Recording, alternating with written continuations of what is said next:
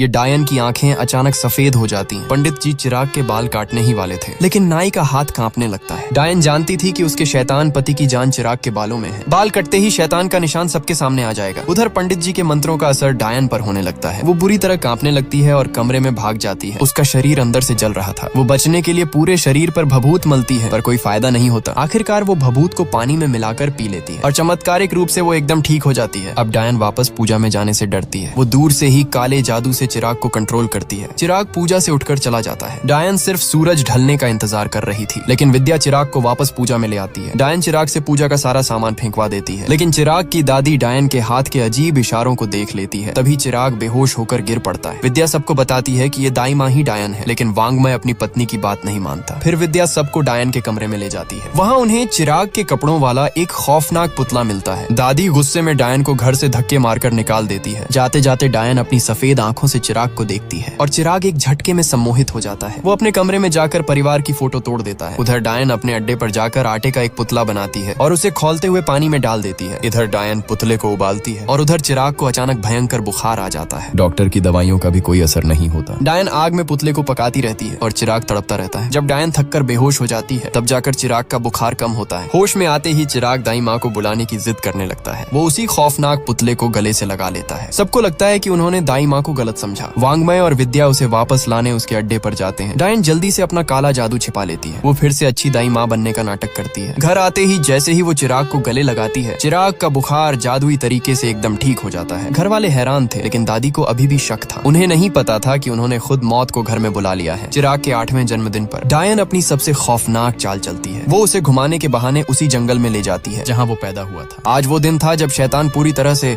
चिराग के शरीर पर कब्जा करने वाला था। चिराग डर के मारे घर जाने की जिद करता है, लेकिन डायन अपना असली रूप दिखाकर उसे डरा देती है। तभी आसमान में भयानक बिजली कड़कती है और बादलों में शैतान का चेहरा नजर आता है। जब तक घर वालों को पता चलता कि चिराग गायब है, जंगल में डायन और बाकी चुड़ैलों की भयानक पूजा शुरू हो चुकी थी। आगे क्या हुआ जानने के लिए कमेंट में लिखो नेक्स्ट पार्ट।